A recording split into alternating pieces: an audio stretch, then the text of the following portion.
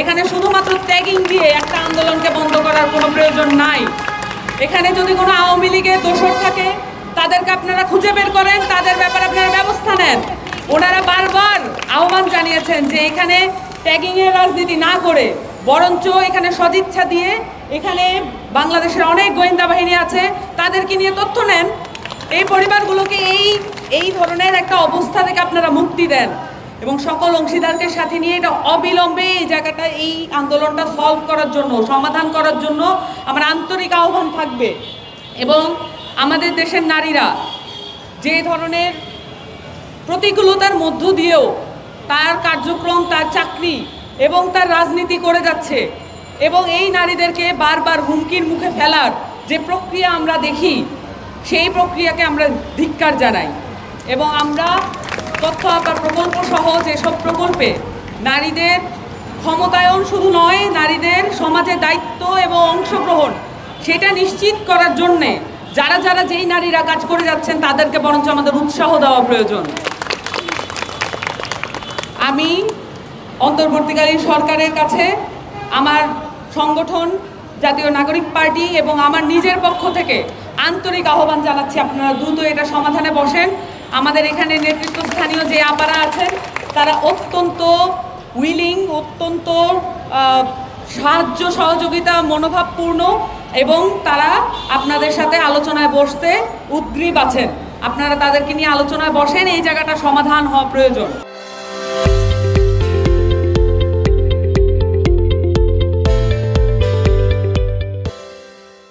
একটা উপরি জায়গা থেকে একটা ইউএনও বা ডিসির সাথে সরাসরি কথা বলা, এবং শুধুমাত্র তাই নয়, অনেক গুরুত্বপূর্ণ বিষয় আছে নারীদের জীবনে, অনেকগুলো জায়গা আছে যেগুলো নিয়ে আসলে জনসম্মুখে সরাসরি কথা বলা এটা অত্যন্ত ঝুঁকিপূর্ণ এবং অত্যন্ত নিজেদের সম্মানের জন্য হানিকর হয়ে উঠবে।